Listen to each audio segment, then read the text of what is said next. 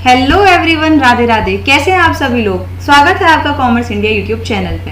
तो जैसा कि हम पिछली क्लास में पढ़ के आए थे लिक्विडिटी रेशियोज, तो आज की क्लास में हम रिवाइज करेंगे सॉल्वेंसी रेशियोज। सबसे पहली बात, सॉल्वेंसी रेशियो करने से पहले हम लिक्विडिटी रेशियोज का थोड़ा सा रिवीजन करेंगे। तो हमने क्या बात की थी कि रेशियो एनालिसिस चैप्टर में हमें 4 तरीके के रेशियोज पढ़ने होते हैं। पहला होता है लिक्विडिटी रेशियो, दूसरा होता है सॉल्वेंसी रेशियोज, तीसरा होता है एक्टिविटी एंड लास्ट होता है हमारा प्रॉफिटेबिलिटी रेशियोज।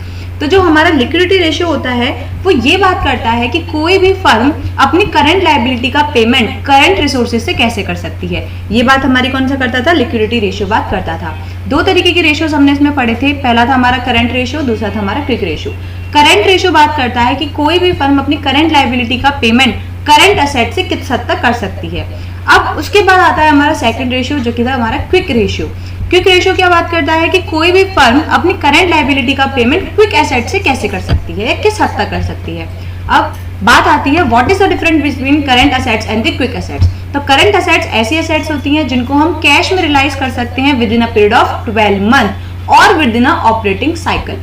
ऑपरेटिंग साइकिल का क्या मतलब होता है, operating cycle is the time duration between purchase of the raw material and receiving the payment on behalf of the sale। यानी कि जब हम रॉ मटेरियल को परचेज करके लेके आते हैं, रॉ मटेरियल को परचेज करके लेके आने के बाद हम क्या करते हैं, उसे फिनिश गुड्स में कन्वर्ट करते हैं। फिनिश गुड्स में कन्वर्ट करने के बाद उन गुड्स को हम सोल्ड करते हैं और सेल करने के बाद उन गुड्स के ऊपर हम पेमेंट रिसीव करते हैं। तो रॉ मटेरियल के परचेज करने से लेके उन गुड्स के ऊपर पेमेंट रिसीव करने तक का जो टाइम होता है वो होता है हमारे ऑपरेटिंग साइकिल का टाइम। तो हम क्या कहते हैं, करंट एसेट्स ऐसी एसेट्स होती हैं जिनको हम कैश में रियलाइज कर सकते हैं within a period of 12 months और within a operating cycle. दूसरा होता है हमारा क्विक एसेट्स। क्विक एसेट्स या क्विक रेशियो हमसे ये बात करता है कि हमें ये मतलब नहीं है कि 12 मंथ के अंदर जो एसेट रियलाइज होंगे उनसे हम अपनी करंट लायबिलिटी का पेमेंट कैसे कर सकते हैं। क्विक रेशियो कहता है कि इमीडिएटली और within a period of 1 month जो असेट कैश में रियलाइज हो सकती हैं उन असेट से हम अपनी करंट लायबिलिटी का पेमेंट कैसे कर सकते हैं। तो क्विक असेट्स निकालते टाइम करंट असेट्स में से 2 असेट्स को हमें लेस करना होता है। पहला होता है इन्वेंट्री और दूसरा होता है हमारा प्रीपेड एक्सपेंसेस। और प्रीपेड एक्सपेंसेस के साथ ही एक वर्ड जुड़ा हुआ होता है जो कि होता है एडवांस टैक्स। इन रेशियोज के ऊपर, इन दोनों ही रेशियोज के ऊपर हमने कुछ क्वेश्चंस किए थे उस दिन, ठीक है। अगर आप लोगों ने नहीं किए हैं तो आप क्या कर सकते हैं, एक बार देख के पुरानी वीडियो देख लीजिए पिछले वाली और उसके बाद इन क्वेश्चंस को आप कंप्लीट कर लीजिए। हमने 3 से 4 क्वेश्चंस किए थे। उसके बाद आज हमें जो पढ़ना है रेशियो, वो हमें पढ़ना है, हमने क्या बात की थी कि अब हमें जो रेशियोज पढ़ने हैं वो कौन से रेशियोज हैं, हमारे सॉल्वेंसी रेशियोज। कौन से रेशियोज हैं,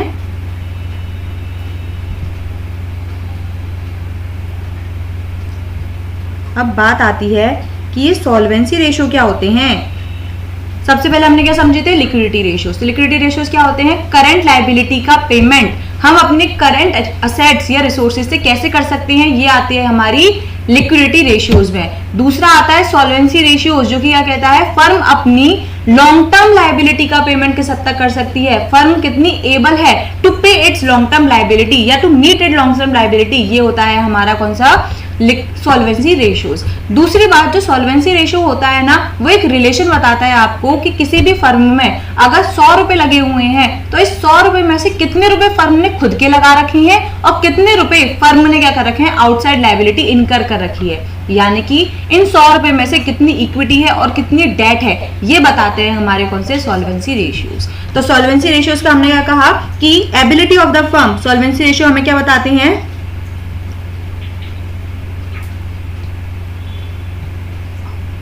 ability of the firm to meet its long term liability। ठीक है। दूसरी बात, एक चीज और बताते हैं ये सॉल्वेंसी रेशियोज, क्या ये बताते हैं कि how much money in the business is bring by the owners and how much money is borrowed from outside। ये दो बातें क्या बताते हैं हमारे लिक्विडिटी रेशियोज, इन दो बातों को हमें बताते हैं। आगे आने हम क्या करेंगे, अब ये जो सॉल्वेंसी रेशियोज होते हैं इसमें हम क्या करेंगे, 4 तरीके की सॉल्वेंसी रेशियोज को पढ़ेंगे। अगर हम बात करते हैं कौन कौन से 4 रेशियोज होंगे, वो सबसे पहला रेशियो होगा हमारा डेट टू इक्विटी रेशियो। क्या होगा, डेट टू इक्विटी रेशियो। दूसरा रेशियो होगा हमारा, वो होगा हमारा total asset to debt ratio. Total asset to debt ratio. जो थर्ड रेशियो होगा वो कौन सा होगा हमारा, थर्ड रेशियो होगा हमारा प्रोप्राइटरी रेशियो।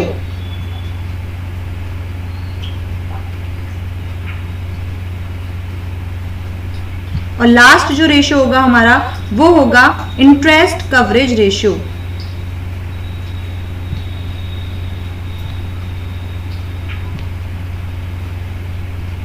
चलिए, अब ये रेशियो क्या होते हैं, ये जो हमारा डेट इक्विटी रेशियो है, total asset to debt ratio है, प्रोप्राइटरी रेशियो है या इंटरेस्ट कवरेज रेशियो है, ये रेशियो हमें याद नहीं करने हैं, ये रेशियो हमें समझनी है। तो जब हमें इन रेशियोज को समझना है उससे पहले हम क्या करेंगे, एक बैलेंस शीट को समझेंगे। अब जनरली जो बैलेंस शीट होती है ना वो एल शेप होती है। अगर आपने 12th में जब भी बैलेंस शीट पढ़ी होगी या 11th में आपने कंपनीज बैलेंस शीट अकाउंट पढ़ा होगा तो उसमें आपने देखा होगा जो बैलेंस शीट होती है वो एल शेप होती है। पर कभी कभार हमें क्या होता है ना, टी शेप बैलेंस शीट देखने में थोड़ी ज्यादा अच्छी लगती है और एल शेप बैलेंस शीट देखने में थोड़ी कम अच्छी लगती है। तो हम डिटेल लेंगे सारी एल शेप बैलेंस शीट वाली और कन्वर्ट करेंगे उसे टी शेप बैलेंस शीट में अपने समझने के लिए केवल और केवल, क्योंकि ये चैप्टर आपसे कहीं भी ये रिक्वायर नहीं करता कि आप बैलेंस शीट ड्रॉ करके आओगे। ये हम किस लिए बनाएंगे, केवल और केवल अपनी समझ के लिए इस बैलेंस शीट को हम ड्रॉ करेंगे। सबसे पहली बात, हमें बैलेंस शीट के कुछ आइटम्स को समझना होता है। बैलेंस शीट में ये जो साइड होती है, पहले वाली वो होती है हमारी लायबिलिटी साइड और दूसरी होती है असेट साइड। लायबिलिटी वाली साइड में सबसे ऊपर क्या होता है हमारा इक्विटी शेयर कैपिटल, फिर होता है हमारा प्रेफरेंस शेयर कैपिटल, फिर होता है हमारे रिजर्व एंड सरप्लस जिसमें होता है general reserve, security premium, CRR, other reserve. अगला आता है हमारा, एक होते हैं हमारे, अब ये होती है हमारी नॉन करेंट लायबिलिटीज। कौन सी लायबिलिटीज होती हैं ये, non current liabilities. Non current liabilities में कौन कौन सी आती है हमारी, long term loans, long term provision. Long term का मतलब ऐसे लोन या ऐसे प्रोविजन जिनके ऊपर हमें पेमेंट करने की ऑब्लिगेशन है after a period of 12 months, यानी कि 12 महीनों के बाद जिन लायबिलिटी के ऊपर हमें पेमेंट करना है वो होती है हमारे लॉन्ग टर्म लोन या लॉन्ग टर्म प्रोविजंस। उसके बाद बात आती है किसकी, करंट एसेट, करंट लायबिलिटीज की। करंट लायबिलिटी में क्या आते हैं, करंट लायबिलिटी में आते हैं हमारे क्रेडिटर्स आते हैं, बिल्स पेबल आते हैं और साथ साथ में हमारी अदर हमारे शॉर्ट टर्म लायबिलिटीज इसका पार्ट होती हैं। आगे अगर हम असेट साइड की बात करें तो एक होती है हमारी नॉन करेंट एसेट्स और एक होती है हमारी करेंट एसेट्स। तो अब हमें बैलेंस शीट क्यों समझी है, जब भी हम कोई क्वेश्चन करेंगे ना तो हमें पता होना चाहिए इस क्वेश्चन के लिए डेट क्या होता है, इक्विटी का क्या मतलब होता है, साथ में करंट लायबिलिटी कौन सी है, नॉन करंट लायबिलिटी कौन सी है, करंट एसेट कौन सी है और नॉन करंट एसेट्स कौन सी हैं। अच्छा, एक मेन एसेट्स होती है जो कि होती करंट है, करंट लायबिलिटी एक लायबिलिटी होती है जो कि होती करंट लायबिलिटी है पर दिखती हमें नॉन करंट लायबिलिटी की तरह है। वो लायबिलिटी कौन सी होती है हमारी, बैंक ओवरड्राफ्ट। ये बैंक ओवरड्राफ्ट देखने में आपको लोन ही लगता है और साथ साथ में देखने में आपको लॉन्ग टर्म लोन लग सकता है, पर ये बैंक ओवरड्राफ्ट हमेशा क्या होता है हमारी करंट लायबिलिटी होती है।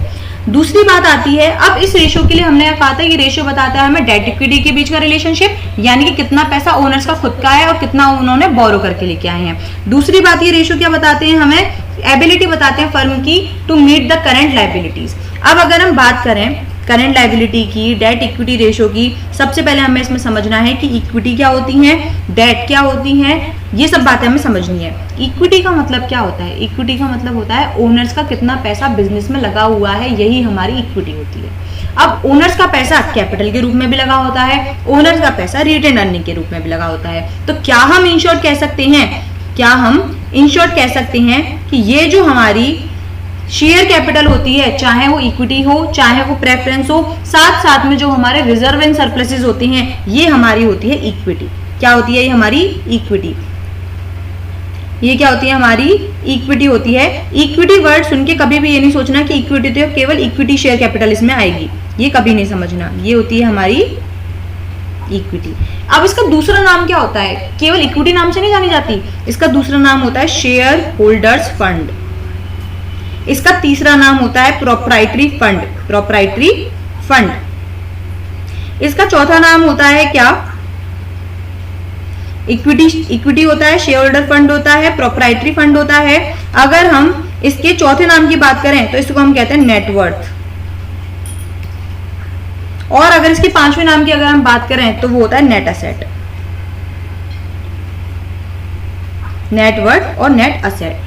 अब किसी किसी बुक्स में है ना क्या कर रखा है, कैपिटल एम्प्लॉयड एक वर्ड है उसको नेट असेट बताया गया है, पर कैपिटल एम्प्लॉयड नेट असेट नहीं होता।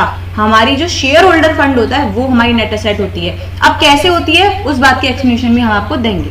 सबसे पहली बात हमने क्या समझा, एक क्या कहते हैं, हमसे इक्विटी कहते हैं, दूसरा कहते हैं शेयर होल्डर फंड, तीसरा कहते हैं प्रोप्राइटरी फंड, चौथा कहते हैं नेटवर्थ, पांचवा कहते हैं इसको नेट असेट्स। ठीक है, ये होता है हमारा इक्विटी।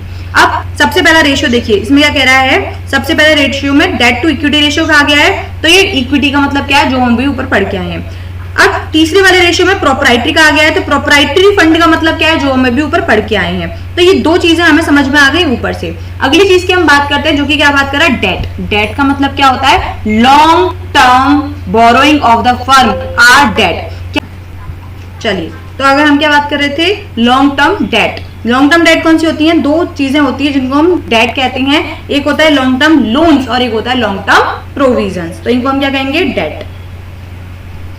ठीक है, अब उसके बाद बात आती है, हमने क्या समझ लिया, हमने डेट समझ लिया, इक्विटी समझ ली, प्रोप्राइटरी समझ लिया। अब हम कहते हैं टोटल एसेट। टोटल एसेट कौन सी होंगी, non current assets plus current assets क्या होती है हमारी टोटल एसेट्स। इस बात को तो हमें समझने की जरूरत ही नहीं है। अगली बात आती है इंटरेस्ट कवरेज रेशियो, इसको हम अलग से देखेंगे। सबसे पहले इन तीन रेशियोज के बारे में हम बात कर लेते हैं। सबसे पहला रेशियो क्या कह रहा है, देखिए सबसे पहला रेशियो कह रहा है हमसे कि आप क्या निकालो, डेट टू इक्विटी रेशियो निकालो। डेट टू इक्विटी रेशियो का मतलब ऊपर लेंगे हम डेट और नीचे लेंगे हम इक्विटी। तो ऊपर क्या लेंगे हम, डेट, और नीचे क्या लेंगे हम, इक्विटी। अब डेट क्या होता है हमें ये पता है, इक्विटी क्या होता है हमें ये पता है। इस बात में कोई दिक्कत, हमें डेट पता है और हमें इक्विटी पता है। अच्छा, दूसरा कह रहा है हमसे प्रोप्राइटरी रेशियो। प्रोप्राइटरी रेशियो होता है हमारा proprietary fund divide by total asset. क्या होता है यहाँ पे, proprietary fund divide by total asset. अब प्रोप्राइटरी फंड क्या होता है हमें ये पता है, टोटल एसेट क्या होती है हमें ये पता है। अगली बात में आता है total asset to debt ratio. Total asset to debt ratio में क्या होगा, total asset divide by debt. अब हमें टोटल एसेट्स भी पता है और हमें डेट भी पता है। अगला वाला आता है इंटरेस्ट कवरेज रेशियो, जिसको हम सेपरेटली पढ़ेंगे। अभी हम क्या करते हैं, इन तीनों रेशियोज की बात कर लेते हैं। सबसे पहले हमने क्या कहा, डेट टू इक्विटी रेशियो, दूसरा का total asset to debt ratio, तीसरा का प्रोप्राइटरी रेशियो। अब सबसे पहला क्वेश्चन है हमारा, इस क्वेश्चन के थ्रू क्या करेंगे, हम समझने की कोशिश करेंगे। कह रहा है हमसे compute the date equity ratio. क्या कंप्यूट करने के लिए कह रहा है हमसे, date equity ratio. Date equity ratio है तो हमें एक चाहिएगा डेट, एक चाहिएगी इक्विटी। तो हम क्या कर लेते हैं, यहाँ पे एक क्वेश्चन बनाते हैं किसका, डेट का, और एक बनाते हैं किसका, इक्विटी का, और साथ साथ में क्या करेंगे, इन्हें कंपेयर करते हुए चलेंगे, कैलकुलेट करते हुए चलेंगे। अब डेट कौन कौन सी है हमारी, हमें पता है हमारी दो चीजें डेट होती हैं, एक तो लॉन्ग टर्म प्रोविजन, और अगर हमने यहाँ कहा long term loans. Long term loans कौन से दिखाई दे रहे हैं, loan from industrial finance corporation का लोन, और साथ साथ में 9% बॉन्ड। ये क्या हो गए हमारे लॉन्ग टर्म लोन्स। तो हमारी डेट कितने की हो गई, 20 लाख प्लस 25 लाख प्लस 3 लाख।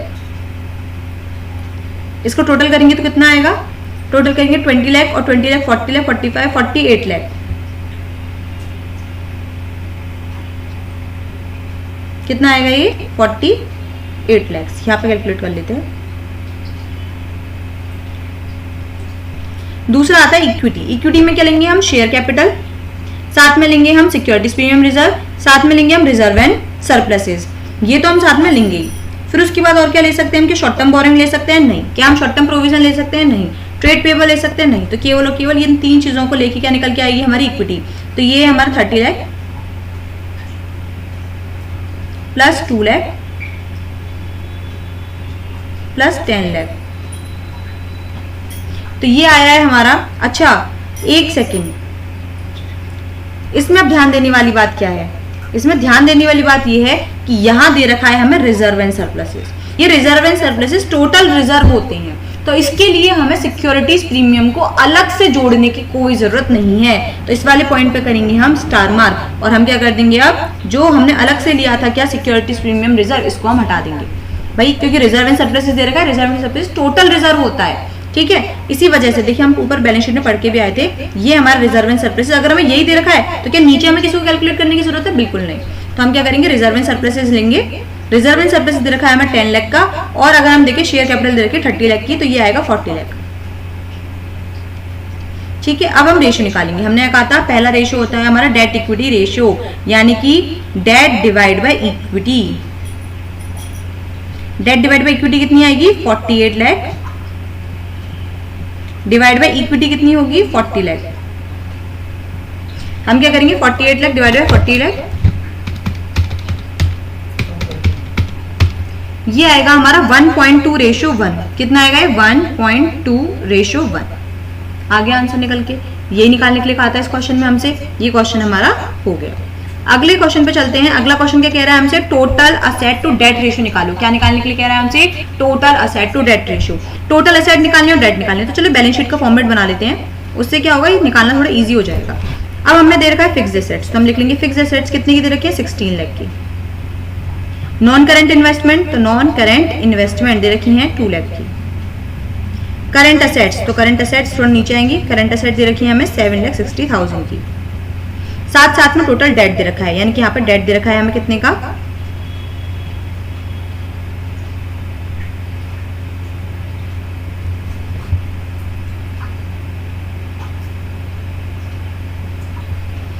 अगला दे रखा है ट्रेड पेबल, यानी कि करंट लाइबिलिटीज का पार्ट है, तो ट्रेड पेबल दे रखा है 1,40,000।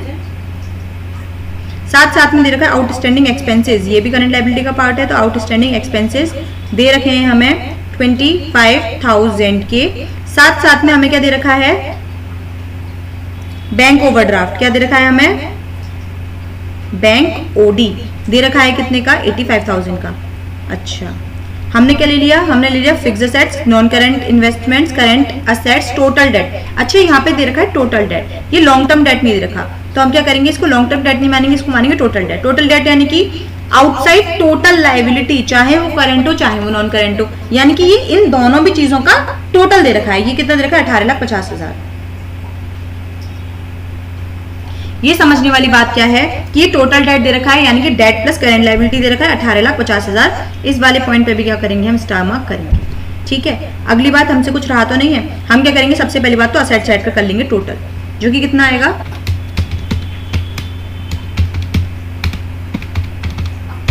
ये आएगा हमारा 25,60,000, ठीक है। ये आएगा हमारा टोटल असेट 25,60,000, यानी कि यहाँ का भी टोटल 25,60,000 ही आना चाहिए। यानी कि यहाँ पे शेयर कैपिटल निकाल सकते हैं हम, यानी कि ये आएगी 25,60,000 माइनस 18,50,000, ये आ रही है हमारी 7,10,000 की शेयर कैपिटल। चाहे काम पड़े ना कर पड़े, हम निकाल के रख लेते हैं। अब मुझे अगर डेट निकालनी है तो हम कैसे निकालूंगी, टोटल आउटसाइड लाइबिलिटी है, इसमें से अगर मैं करंट लाइबिलिटी को लेस कर दूंगी तो मेरी डेट निकल आएगी। यानी कि हम क्या करेंगे, इसमें से हम इन तीनों को लेस कर देंगे तो मेरी डेट निकल के आ जाएगी। अब निकालने के लिए हम करेंगे 18,50,000 माइनस करेंगे इसमें से 1,40,000, माइनस करेंगे इसमें से 25,000 और माइनस करेंगे इसमें से कितना, 85,000। ये निकलेगी हमारी 16 लाख रुपए की। कितने की निकल रही है ये, 16 लाख। तो अगर हम देखेंगे, हमें पूछा क्या गया है इस क्वेश्चन में, total asset to debt, total asset debt, ये तो total asset to debt ratio. Total asset कितने की दे रखे हैं, 25,60,000 और डेट कितने की दे रखे हैं, 16 लाख की। Total asset to debt ratio कितना आएगा, ये आ रहा है हमारा 1.6 रेशियो 1। कोई परेशानी इस बात में, हमने कहा ये कितना आ रहा है हमारा 1.6 रेशियो 1। अच्छा, किसी ने अगर नहीं किया हो तो 1 मिनट का टाइम है, आप स्क्रीनशॉट लेके इसको कर सकते हैं अगर किसी पे नहीं आया था। वैसे ये क्वेश्चन आपको पॉज करके करना चाहिए था, ठीक है। इसी के साथ हमारे 2 क्वेश्चंस हो गए हैं। बहुत इजी, बहुत ज़्यादा इजी चैप्टर है ये, इसमें कोई आपको दिक्कत नहीं आने वाली कहीं से भी कहीं तक। अब उसके बाद अगर हम चलते हैं नेक्स्ट क्वेश्चन पे, नेक्स्ट क्वेश्चन हमसे क्या कह रहा है, इसमें हमसे डेट इक्विटी रेशियो भी निकलवाया है, प्रोप्राइटरी रेशियो भी निकलवाया है। तो हम क्या करेंगे, वही अपनी बैलेंस शीट बना लेंगे पहले, क्योंकि बैलेंस शीट बनाने से क्या होता है, थोड़ा सा ईजी हो जाता है इन्फॉर्मेशन को निकालना। सबसे पहले कह रहा है इक्विटी शेयर कैपिटल 15 लाख। दूसरा कह रहा है जनरल रिजर्व कितना, तीसरा कह रहा है पी एंड एल का बैलेंस। पी एंड एल का बैलेंस कौन सा कह रहा है, नेगेटिव बैलेंस। तो अगर हम चाहें तो इधर भी लिख सकते हैं, यहाँ भी लिख सकते हैं, यानी कि डेबिट साइड भी लिख सकते हैं हम इसे, और हम चाहें हम क्या कर सकते हैं, इसको डेबिट साइड भी लिख सकते हैं पॉजिटिव फिगर में, और क्रेडिट साइड भी लिख सकते हैं इसको नेगेटिव फिगर में। हम डेबिट साइड लिख देते हैं, कोई दिक्कत नहीं है। पी एंड एल का जो बैलेंस दे रखा है वो दे रखा है 1 लाख, ठीक है। अच्छा 6% डिबेंचर दे रखे हैं, कितने के, ठीक है। एक लोन दे रखा है, loan from ICICI bank 7 lakh. फिर दे रखा है करंट लाइबिलिटीज, करंट लाइबिलिटीज दे रखी है हमें 4 लाख की। फिर दे रखा है हमें गुडविल,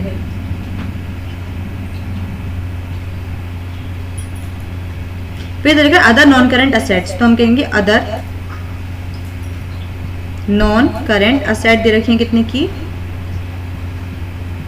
22 लाख की। फिर उसके बाद हमें क्या दे रखा है, करंट असेट्स दे रखी हैं, करंट असेट दे रखी है 18 लाख की। हम क्या करेंगे ना, इस पी एंड एल को हम वहीं लिख लेते हैं, इससे क्या होगा रिजर्व सरप्लस में लेस होके आ जाएगा। अगर हम ऐसा करेंगे तो ये आ जाएगा हमारा 10 लाख माइनस 1 लाख, ये दे रखा है ना 10 लाख और ये माइनस 1 लाख, तो ये 10 लाख माइनस 1 लाख कितना हो गया, 9 लाख, ठीक है। ऐसे कर लेते हैं, ठीक है। करेक्ट ट्रीटमेंट तो ऐसे ही होता है इसका। अगर हम इसके टोटल एसेट को कैलकुलेट करेंगे तो हमें क्या निकल के आएंगी, इसकी टोटल एसेट निकल के आएगी, निकालना क्या है हमें, डेट इक्विटी रेशियो। तो डेट निकालना, इक्विटी निकालनी, तो इक्विटी ये हो गई हमारी, डेट ये हो गई हमारी। तो इक्विटी कितनी आ रही है इसकी, ठीक है, इक्विटी आ रही है इसकी 15 लाख और 9 लाख 24 लाख, और डेट आ रही है इसकी 17 लाख। तो अगर हम पहले ये कैलकुलेट करके देखें रेशियो, तो वो आ रहा है डेट इक्विटी रेशियो, यानी कि debt divide by equity. Debt कितनी कह रहे हैं, 10 लाख प्लस 7 लाख यानी कि 17 लाख, और इक्विटी कितनी आ रही है 15 लाख और 9 लाख, दिख रहा है ना ये 15 लाख और 9 लाख, तो ये कितनी आ रही है 24 lakh.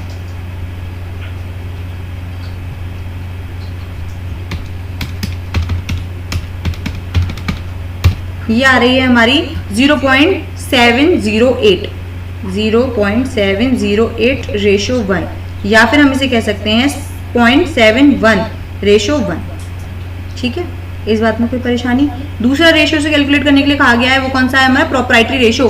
Proprietary ratio again very easy ratio, जो कि क्या बात करता है हमसे, प्रोप्राइटरी रेशियो कहता है proprietary fund upon total asset. तो टोटल एसेट के लिए टोटल निकालना पड़ेगा। टोटल एसेट कितनी क्या आ रही है, 5 लाख प्लस 22 लाख प्लस 18 लाख, ये आ रहा है 45 लाख, और यहाँ पे क्या आएगा 45 लाख। तो हम क्या बात कर रहे हैं, हम बात कर रहे हैं अपने, हम किसकी रेशियो की बात कर रहे हैं, अब प्रोप्राइटरी रेशियो की बात कर रहे हैं, जो कि क्या आएगा, proprietary fund divide by total assets. Proprietary fund divide by total asset. तो हमारी जो इक्विटी होती है उसे प्रोप्राइटरी फंड भी कह सकते हैं। इक्विटी कितने की आ रही है हमारी 24 लाख की, तो इसको लिख लेंगे ऊपर 24 lakh divide by total asset कितने की 45 लाख। तो ये कितना आएगा, ये आएगा हमारा 0.533 रेशियो 1, ठीक है, ऐसा आएगा, ठीक है। ये क्वेश्चन केवल आपको देखने नहीं है, ये क्वेश्चन आपको खुद से भी करके देखने हैं साथ साथ में। और किसी क्वेश्चन में अगर आप नहीं आते हो, नहीं आ पाता है वो क्वेश्चन आपसे, फिर आपको इस क्वेश्चन को कंटिन्यू करना है आगे, ठीक है। एक लास्ट क्वेश्चन हम क्या करेंगे, इस सीरीज का करेंगे, उसके बाद क्या हो जाएगा, ये पार्ट 2 यहीं पे फिनिश हो जाएगा, क्योंकि हम उसके अच्छा एक कवरेज रेशियो रहेगा, इंटरेस्ट कवरेज रेशियो, वो और बता दिया जाएगा। उसके बाद ये चैप्टर पूरा की पूरा खत्म हो जाएगा, चैप्टर पूरा खत्म हो जाएगा आधा, यानी कि इसमें केवल लिक्विडिटी रेशियो, सॉल्वेंसी रेशियो खत्म होंगे, आगे के 2 रेशियो अभी भी बचेंगे, ठीक है। चलो अब सबसे पहली बात हम क्या करेंगे, पॉइंट नंबर 1 देखते हैं अगले क्वेश्चन का। इस वाले क्वेश्चन में आपको क्या बताना है, इस वाले क्वेश्चन में बताना है कि एक डेट इक्विटी रेशियो दे रखा है 2:1 का, और ये कुछ फॉलोइंग ट्रांजैक्शन दे रखे हैं। हमें बताना है कि इन ट्रांजैक्शन का इस डेट इक्विटी रेशियो पे क्या इम्पैक्ट पड़ेगा, यानी कि डेट इक्विटी रेशियो बढ़ेगा, घटेगा, या कुछ कोई भी अल्टरेशन इसमें नहीं होगी। सबसे पहला पॉइंट क्या कह रहा है, issue of the new share. जब हम नए शेयर इशू करेंगे, और किसके लिए इशू कर रहे हैं, कैश के लिए, जब भी हम नए शेयर इशू करेंगे शेयर कैपिटल क्या हो जाएगी, इंक्रीज हो जाएगी। शेयर कैपिटल इंक्रीज होगी और कैश इंक्रीज होगा। क्या इसका कोई भी असर हमें डेट पे पड़ेगा? नहीं, यानी कि ऊपर वाला आइटम कम रह जाएगा, डेट हमारी कम रह जाएगी, इक्विटी बढ़ जाएगी, यानी कि रेशियो क्या हो जाएगा? डिक्रीज। बहुत इजी थी ये बात, तो रेशियो क्या हो जाएगा? डिक्रीज। दूसरा कहता है हम शेयर इशू कर रहे हैं against the purchase of fixed assets, यानी कि शेयर इशू करने के अगेंस्ट में हमें फिक्स्ड एसेट मिल रही है। सेम बात हमारी क्या हो जाएगी? शेयर कैपिटल इंक्रीज हो जाएगी, कैश की जगह फिक्स्ड एसेट में पैसा आएगा, यानी कि क्या डेट इंक्रीज होगी? नहीं, डेट उतनी की उतनी रहेगी। जब डेट उतनी की उतनी है और शेयर कैपिटल इंक्रीज हो गई, यानी कि अगेन हमारा जो रेशियो है वो क्या हो जाएगा? डिक्रीज हो जाएगा। अगला कहता है buyback of its own share by a company. जब भी क्या होंगे? कंपनी की शेयर कंपनी बायबैक करती है। तो देखो बायबैक करते टाइम कंपनियां करती है अपने शेयर खुद परचेज करती है और उन शेयर को क्या कर देती है? कैंसिल कर देती है, यानी कि अपनी इक्विटी शेयर कैपिटल को उतनी अमाउंट जितने से बायबैक किया है कम कर देती है। जब इक्विटी शेयर कैपिटल को कम कर देगी, अब डेट तो चेंज नहीं होगा, क्या चेंज होगा? केवल इक्विटी, और इक्विटी बायबैक के केस में क्या हो जाती है? कम। अगर बायबैक के केस में इक्विटी कम हो जाती है, डेट उतनी ही, इक्विटी कम, तो रेशियो क्या हो जाएगा? इंक्रीज। इस वाले केस में, ये वाला केस है इंपॉर्टेंट, बायबैक वाला केस, इस वाले केस में क्या हो जाएगा? Ratio increase. अगला क्या है? Issue of debenture for cash. अगर डिबेंचर इशू करें हैं तो क्या हो जाएगा? अगेन हमारी डेट इंक्रीज हो जाएगी, डेट इंक्रीज होगी, कैश इंक्रीज होगा, इक्विटी पे कोई असर नहीं पड़ेगा, यानी कि डेट इक्विटी रेशियो क्या हो जाएगा? इंक्रीज। बहुत इजी। अगला कह रहा है issue of debenture against purchase of fixed assets. Same बात शेयर की तरह इन्होंने कह दिया, ऊपर वाला कैश की तरह, नीचे वाला फिक्स्ड एसेट्स। डिबेंचर इशू कर रहे हैं, फिक्स्ड एसेट मिल रही है, यानी कि डिबेंचर बढ़ रहे हैं, असेट बढ़ रही है, क्या इक्विटी बढ़ रही है? नहीं, यानी कि फिर दोबारा हमारा रेशियो क्या हो जाएगा? इंक्रीज। अगला आता है repayment of the long term borrowing. हम क्या कर रहे हैं? उधार का रीपेमेंट कर रहे हैं। जब हम उधार का रीपेमेंट कर रहे हैं तो इससे क्या होगा? उधार हमारा कम हो जाएगा, इक्विटी उतनी की उतनी रहेगी। जब उधार कम हो जाएगा तो क्या होगा? डेट कम हो जाएगा, इक्विटी सेम रहेगी। जब डेट कम और इक्विटी सेम होगी तो इससे क्या होगा? हमारा रेशियो अगेन डिक्रीज हो जाएगा। अगला कह रहा है conversion of debt into equity और इक्विटी प्रेफरेंस शेयर कैपिटल। हम क्या कह रहे हैं? कन्वर्जन हो रहा है किसका? डिबेंचर का इनटू इक्विटी में या प्रेफरेंस शेयर में। अगर डिबेंचर कन्वर्ट हो रहे हैं इक्विटी या प्रेफरेंस में तो इससे क्या होगा? डिबेंचर कन्वर्ट हो गए इक्विटी में तो डेट कम और इक्विटी ज्यादा। जैसे ही डेट कम हो जाएंगे और इक्विटी ज्यादा हो जाएगी तो क्या हो जाएगा? ऊपर वाला अमाउंट कम हो जाएगा, नीचे वाला ज्यादा हो जाएगा, तो रेशियो क्या हो जाएगा? डिक्रीज।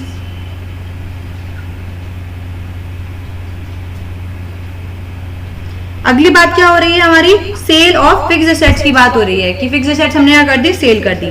जब हम फिक्स्ड एसेट को चाहे एट पार्ट सेल कर रहे हैं, एट पार्ट सेल कर रहे हैं तो ना तो डेट बदलेगी ना तो इक्विटी बदलेगी। फिक्स्ड एसेट्स अगर 100 रुपए की लिख रही है और हमने 100 रुपए में ही बेच दी तो फिक्स्ड एसेट्स हट जाएंगी और कैश बढ़ जाएगा उतनी अमाउंट से, यानी कि इस केस में क्या होगा? डेट इक्विटी पे कोई असर नहीं पड़ेगा, यानी कि डेट इक्विटी रेशियो रहेगा हमारा अनअल्टर्ड, या फिर हम कह सकते हैं नॉट अल्टर। ये ट्रांजैक्शन अल्टर नहीं कर पाएगा। अगला कह रहा है sale of fixed assets is profit. जब भी फिक्स्ड एसेट्स प्रॉफिट पे सेल होंगे उसका प्रॉफिट का एलिमेंट कहां जाएगा? रिजर्व एंड सरप्लसेस में। प्रॉफिट कहां ट्रांसफर होता है? रिजर्व एंड सरप्लसेस में।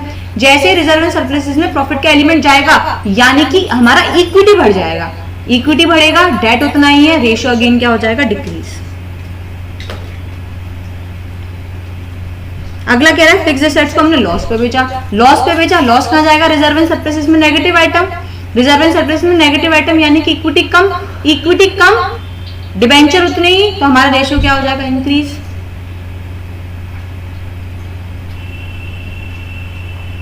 Last 2-3 items. पहला कह रहा है purchase of fixed assets on a credit of 2 month. हमने क्या करा है? फिक्स्ड एसेट्स को परचेज करा है 2 महीने के क्रेडिट पे, 2 महीने की क्रेडिट पे, यानी कि क्या हो गया हमारी करंट लायबिलिटी। ना डेट चेंज हुई ना इक्विटी चेंज हुई। क्या नहीं हुआ इससे? ना तो डेट चेंज हुई ना तो इक्विटी चेंज हुई, तो रेशियो क्या हो जाएगा? Not alter. अगला क्या कह रहा है हमसे? Purchase of fixed assets on long term. क्या कह रहा है ये? Purchase of fixed assets on long term deferred payment basis. Long term deferred payment basis यानी कि इस ट्रांजेक्शन ने क्या क्रिएट कर दी? लॉन्ग टर्म डेट क्रिएट कर दी। लॉन्ग टर्म डेट क्रिएट हो गई यानी कि डेट इंक्रीज हो गई, इक्विटी उतनी की उतनी हुई रही, यानी कि हमारा डेट इक्विटी रेशियो क्या हो जाएगा? इंक्रीज। तो इससे क्या हो जाएगा? हमारा डेट इक्विटी रेशियो इंक्रीज। और लास्ट कह रहा है हमसे इशू ऑफ बोनस शेयर। जब बोनस शेयर क्या होते हैं? इशू करते हैं। बोनस का मतलब क्या होता है? फ्री में शेयर इशू करना। तो जब फ्री में हम शेयर इशू करते हैं तो कहां से इशू करते हैं? हम कुछ नहीं करते, हम रिजर्व सर्विस, ऊपर ये जो दिखाई दे रहा है ना बैलेंस शीट में, ये है हमारा, एक सेकेंड, ये हमारी बैलेंस शीट। इस बैलेंस शीट में हम क्या करते हैं, जनरल रिजर्व लिख रहा है ना, सपोज यहाँ पे 100 रुपए लिख रहे हैं, तो हम क्या करेंगे, हमें 20 रुपए का बोनस शेयर इशू करने हैं, तो अब 20 रुपए तो हम यहाँ से डिक्रीज कर देंगे और 20 रुपए यहाँ पे ऐड कर देंगे। तो इससे क्या होगा, हमारी इक्विटी पे कोई असर नहीं पड़ेगा। पहले भी इक्विटी कितने की थी, आ रही थी 100 की, अब भी इक्विटी 100 की आएगी, तो ना तो इक्विटी पे कोई असर पड़ेगा ना तो डेट पे कोई असर पड़ेगा। जब इक्विटी और डेट पे कोई असर पड़ेगा ही नहीं, तो बोनस की वजह से भी क्या होगा, हमारा ये जो रेशियो है वो नॉट अल्टर। अब इस वाले क्वेश्चन में बोनस वाला पॉइंट इंपॉर्टेंट था, ये बायबैक वाला पॉइंट इंपॉर्टेंट था, और ये फिक्स्ड एसेट्स वाले पॉइंट इंपॉर्टेंट थे, प्रॉफिट लॉस और एट पार वाले। ठीक है, ये सारे पॉइंट क्या थे, बहुत इंपॉर्टेंट। अब एक लास्ट चीज हमें देखनी है, वो कौन सा है, हमारा इंटरेस्ट कवरेज रेशियो। ये क्वेश्चन बहुत इंपॉर्टेंट था, पेपर में आने के पूरे चांसेस हैं। ये हर केस आपको एक एक दो नंबर के देखने को मिल सकते हैं। लास्ट हमारा केस आता है, लास्ट हमारा रेशियो आता है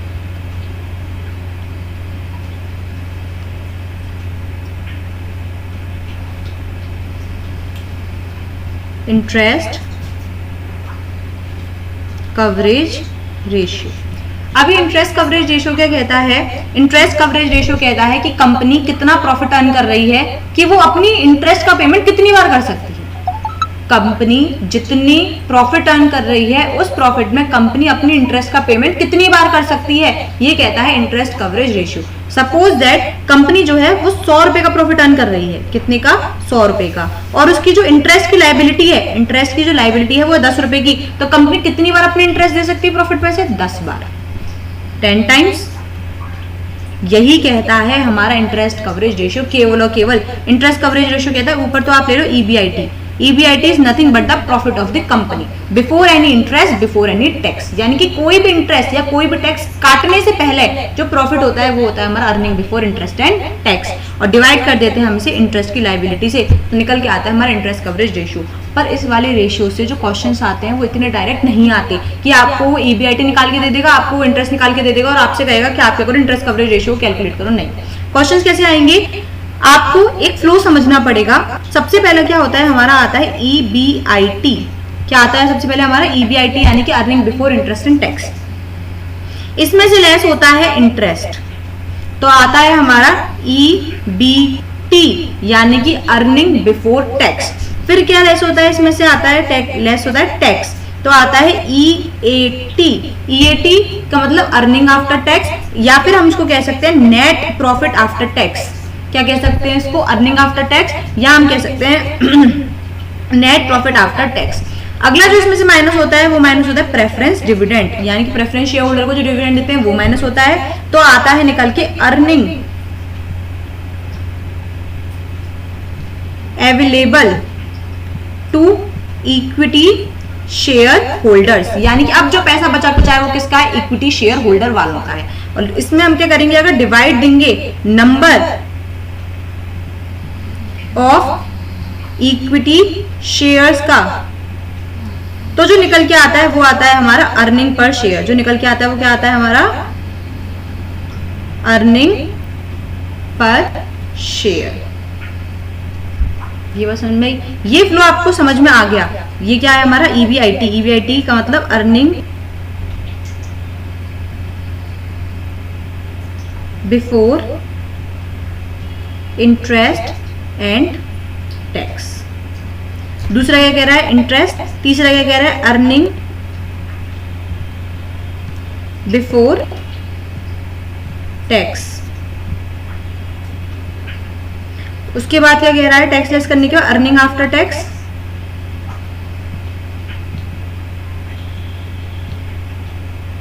या नेट प्रॉफिट आफ्टर टैक्स, या फिर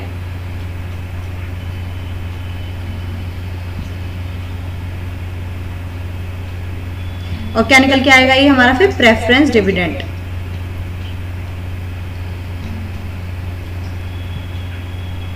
ठीक है, ये बातें क्या होनी चाहिए, पता होनी चाहिए। अब क्वेश्चन क्या करेगा, क्वेश्चन आपको दे देगा अर्निंग आफ्टर टैक्स और आपको दे देगा टैक्स, साथ में आपको क्या निकालना पड़ेगा, टैक्स जोड़ोगे तो आपको निकल के आएगा EBIT। जैसे सपोज दैट एक क्वेश्चन ले लेते हैं, आपसे क्वेश्चन में कहा है कि जो अर्निंग आफ्टर टैक्स है वो है 100। आपको क्वेश्चन में दे रखा है earning after tax is equal to 100। फिर आपको एक टैक्स दे रखा है, टैक्स दे रखा है 10 रुपए का, साथ साथ में आपको इंटरेस्ट दे रखी है 15 रुपए की।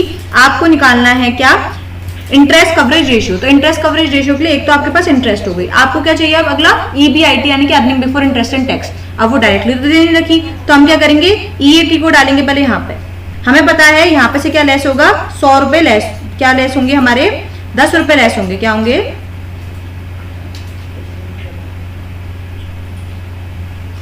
10 रुपए क्या होंगे, लेस होंगे। 10 रुपए लेस हुए थे तब ईएटी आया था, यानी कि 10 रुपए प्लस करेंगे तो ईबीटी आएगा 110। इंटरेस्ट कितने की है, 15 की, 15 रुपए माइनस हुए थे तो ईबीटी आया था, तो 15 रुपए प्लस होंगे तो ईबीआईटी आएगा यानी कि 125। तो कवरेज रेशियो कैसे निकल के आएगा, 125 डिवाइड बाय इंटरेस्ट कितने की है 15, यानी कि 125 डिवाइड बाय 15, ये निकल के आएगा हमारा 8.33 रेशियो 1। ठीक है, इसी के साथ क्या होते हैं हमारे सॉल्वेंसी रेशियोज के सारे रेशियोज खत्म होते हैं। अब आपको क्या करना है, इस रेशियो से रिलेटेड जितने भी क्वेश्चंस हैं उन सारे क्वेश्चंस को रिवाइज करना है, इस कॉन्सेप्ट को रिवाइज करना है, और नेक्स्ट क्लास में हम पढ़ेंगे हमारे आगे के रेशियोज जो कि हैं लिक्विडिटी रेशियोज। तब तक के लिए थैंक यू, बाय बाय।